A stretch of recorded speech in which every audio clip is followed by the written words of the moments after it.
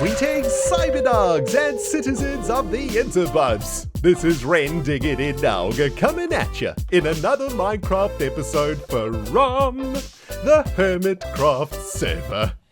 Welcome back, my dudes, to episode 8 of my HermitCraft Season 7 series. And I think we can all agree that the first 7 episodes have been, well, one heck of a roller coaster ride, haven't they? I thought we'd kick things off today chillaxing on Loser Island and doing a spot of quiet fishing off the pier. So pull up a chair, bait up those rods, and crack open a cold beverage, my dudes.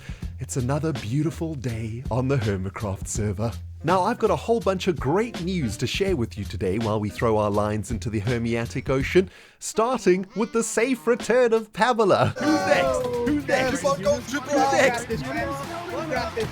Got him! Who's next? We won her back from Jevon last episode in the HWF cage match, and she's extremely pleased to be reunited with her best friend Sandy Cat, albeit slightly traumatized by the whole affair.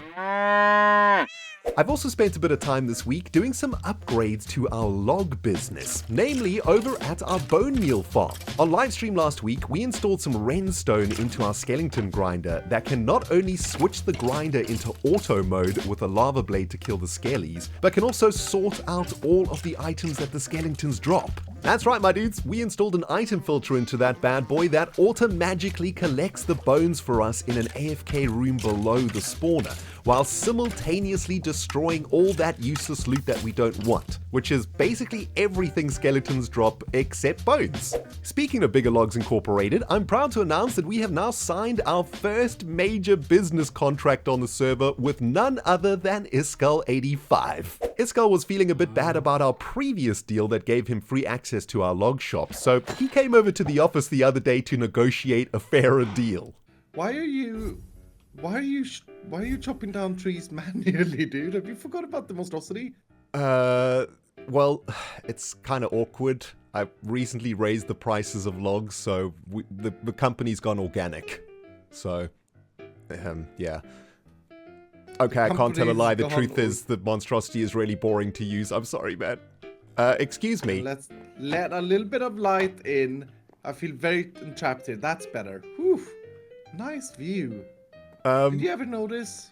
No, I've been sitting here doing accounts all day. I don't have time for sunshine. Now, ISKALL needs more oak logs than any Minecraft player on Earth, which means we've got a customer for life now and guaranteed diamonds for each shulker box of oak logs that we deliver to his base. Oh, gee, don't do that, dude. Oh my goodness. You got a headache, man? Yes. Okay, so here's what I propose, ISKALL. 20 diamonds per shulker box of oak logs. Okay. That's a really good deal. Yeah, good deal. We will deliver the logs to you. Okay. That makes it better. Yeah. Okay. I'll get Bob to do the delivery. He's super lazy. He's Bob? the accountant. He's useless. But the deal is that you have to pay when you on delivery. Okay. So we'll deliver the logs. You got to pay on delivery. So how does that sound? I mean, I think that's a pretty good deal, if you ask me. So one box for 20 diamonds, and they will be delivered. That's right. I mean, yes. That all right. Sounds amazing. Excellent. There's one catch to this, though. We're going to require an upfront payment for administration fees. Oh, okay. How about that diamond block you're lying on will do just nicely. That'll do just great. I see that Henry is here. Yes. He hasn't showered Henry, in a while. excuse me. Work hasn't started yet. Jeez. Stupid employee, so rude. Not too shabby of a deal if you ask me. It looks like Bigger Logs Incorporated employees just might get paid this week. Here, you get my last diamond block. Okay, brilliant. And listen, to seal the deal, we shall give you a stack of oak. In solidarity. There we go. Thank you. Now that's just good business if you ask me. Let's shake hands, man. Let's make this deal official. Most expensive stack of logs I've ever bought. 9 diamonds. Finally, I managed to secure another decent deal this week with Grian, who supplied me with a huge amount of gunpowder in exchange for my, my head. Hello? Oh, hi. Hi. You just caught me when working on my base, dude. Yeah, very grand, I must Thanks. say. I've been crying and sweating and tearing over it, you know? It's looking absolutely amazing. Jeez. Can I come for tea one day? So you need yourself some gunpowder? Yeah, I'm taking tree chopping to the next level on the server, dude. Quadruple TNT tree chopper, but gonna need insane amounts of blowy up stuff. So, I need gunpowder. I can help you, because it so happens I need something that you got. Okay, I'm listening. Go on. I'm looking at it. I need that face. I need that very sunburnt face. Right. Care to elaborate? You're worth 250 points, and I am lagging behind. So you sacrifice your head, and I will give you all the gunpowder you need. 250 points. You don't say. Ladies get in line, man. I'm valuable on this server. That actually makes you feel pretty good. I'll fill this up for you, and then you can have a couple extra free stacks as well. There you go. Oh, that is tasty. Thank you, dude. Yeah, that should be enough for. Actually, yeah, that should be enough to blow up the server. Yeah. Perfect. All right, now your end of the bargain. Follow me. Okay. Okay, you ready? I think so. Rendog, I hereby sentence you to death. On the fire you get. Okay. Hamana. Oh God. Burn the witch. Burn the witch. Why? Burn the witch. I've done nothing wrong. Okay, I'm on 2 hearts. There we go.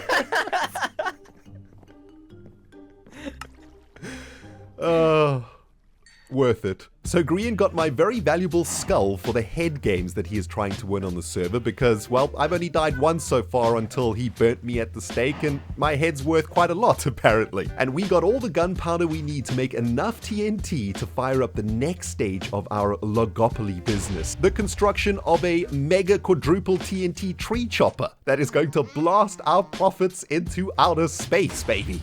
But more on that later in the episode, my dudes. It's the next day in real life, my fellow Bigger Logs Incorporated employees, and we're kicking off this very fine day with a very fine delivery to our first mega customer, ISKALL85. We're going to be delivering a full shulker box of oak logs directly to ISKALL, my dudes, and of course, because Bigger Logs Incorporated is the best company on the HermitCraft server, we're gonna do this delivery properly. First things first, we need to find a decent spot to drop off ISKALL's order over here, and it's gonna have to be somewhere near his giant tree base. Oh my goodness, guys, this tree is absolutely insane. In fact, this entire jungle is absolutely insane. We got mega bases left, right, and center. That is Stress Monster's beautiful skull base. It's looking amazing. And look at the size of this tree. I'm kind of at a loss for words right now. I don't really know what to say. I mean, from a distance, yeah, it's a big tree, but look at this. When we get closer, look at the insane amount of detail on this bad boy. This is just absolutely incredible, ISKALL. I am so ridiculously impressed by this build. You know, it actually makes me feel like one shulker box of oak logs is literally going to be a drop in the ocean for ISKALL's build over here. We're going to have to deliver a lot more, aren't we? I mean, geez, one shulker box? It's not going to go very far in this build. Okay, so here's my plan to do a very special delivery for ISKALL here, guys. And hopefully that might inspire some more of the hermits that live in this jungle to place some big orders. This is all about business, all about marketing. And we know that Bigger Logs Incorporated makes excellent use of blimp technology to deliver logs to the commercial district. So I'm thinking, why don't we set up another Bigger Logs blimp out here somewhere that will be carrying ISKALL's logs from the log factory all the way over to his base, right? Like, for example, we could have a blimp floating here somewhere, maybe underneath the branches. That could be pretty good, but kind of inaccessible to ISKALL, I guess. Maybe a blimp right next to the honey hole over here, although the blimp is a giant balloon, and bee stings and balloons are probably not a very good mix. Maybe like somewhere around here, or Maybe we could put the blimp all the way down here, maybe? Although, if we stick a blimp down here, there's a chance ISKALL will never actually find it, right? You know what, my dudes? I think our best bet is to actually build this delivery blimp way above ISKALL's mega tree build over here. You know, I just had a thought. ISKALL is probably doing a ton of work on these branches right now, and he's probably got plans to expand, maybe making a canopy above here, maybe more branches coming up and around. And the last thing that I want to do is build a stupid delivery blimp that gets in the way of ISKALL's building plan. So I'm thinking, let's build our delivery blimp nice and high in the sky. After all, it has traveled all the way from the mesa in the jet stream, I suppose, and it's going to plonk itself directly above the center of ISKALL's tree trunk.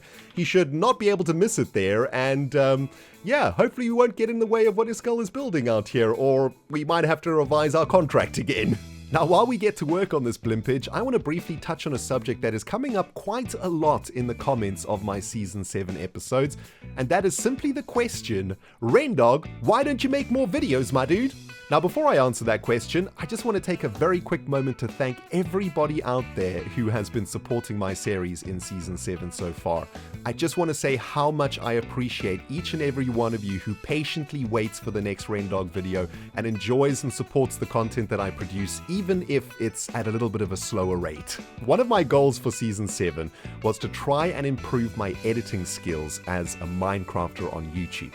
I wanted to try and push the boundaries of what can be done with Minecraft in video form, and, well, if you guys have been watching this series, you know that we've been going down a very cinematic route for the majority of the time so far. Now, of course, this means I'm spending way more time this season in the editing room, as, for example, a scene like the shootout with Doc M77 during the Ren the Kid saga can take a really long time, even though it's only a couple of minutes long. Now, that being said, I'm constantly trying to improve my efficiency when it comes to producing Minecraft content like this, and hopefully within the next month or two, I would have perfected this style of making Minecraft videos. Remember, I've never done this before, so I'm also learning, and learning takes time. Anyway, that's the reason why there aren't more Rendog videos for you guys, but please bear with me on this one. I'm working very hard to get better at this so that I can make more videos for you. And again, a massive thank you for coming out and watching the videos anyway, even if you have to wait a few more days than you would like.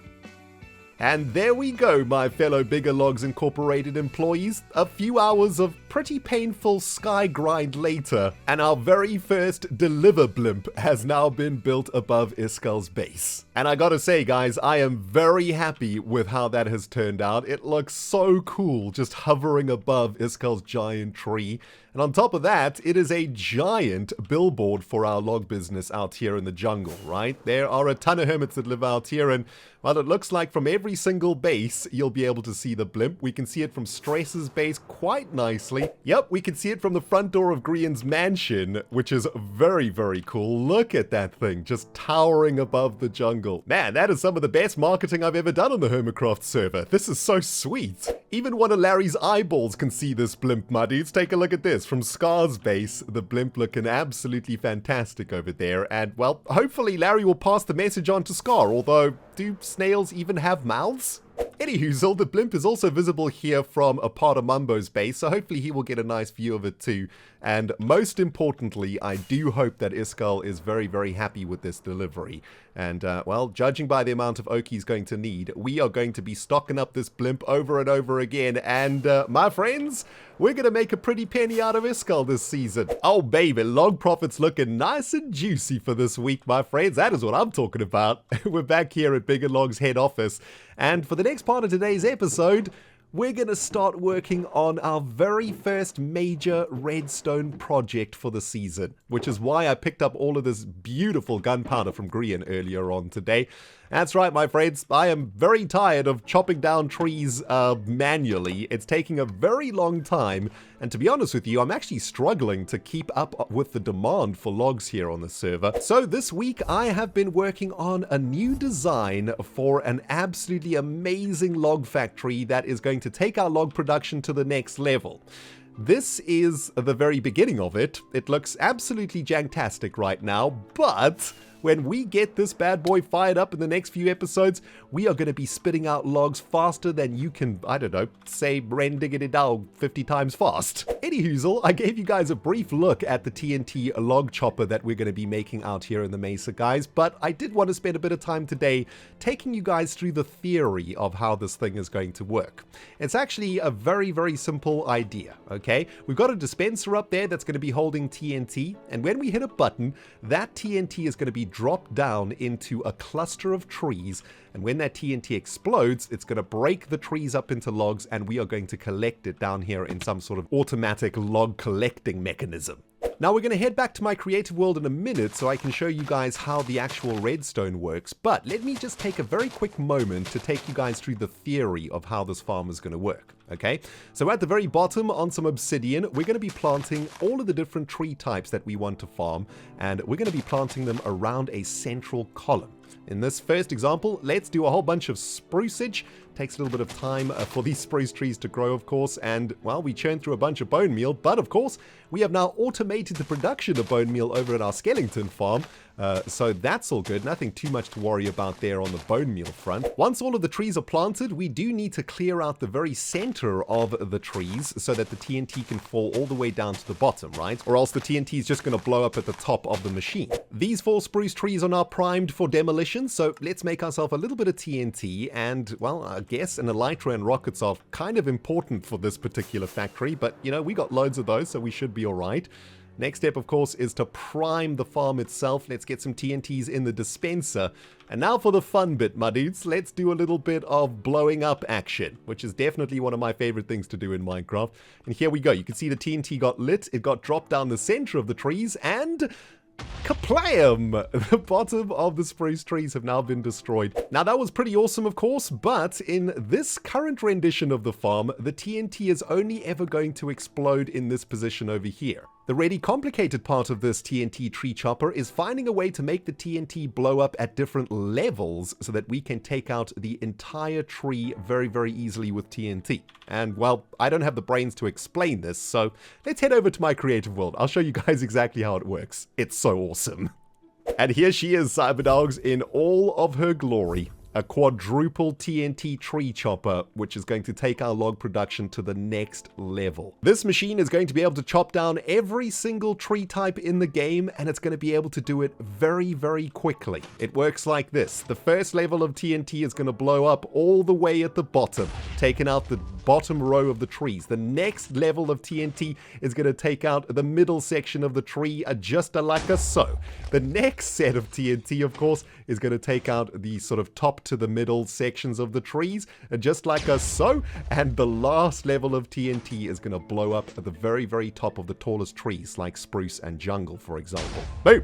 Beautiful. Now, the redstone circuitry for this quadruple tree chopper is actually very complicated, but I'm very proud to say I made it all on my lonesome. No tutorials, no nothing. Came out of the Rendog brain, and, well, it's probably wrong and inefficient, but I made it, and I'm very, very proud of it. It works, it does the business, and I cannot wait to get this thing onto the HermitCraft server. Oh, and before I forget, a big shout out to my fellow Hermit Etho, who inspired me to make an Etho chopper in Season 6. It's actually his design, which I have now modified, and, well, hopefully Etho will enjoy the quadruplification of his redstone build.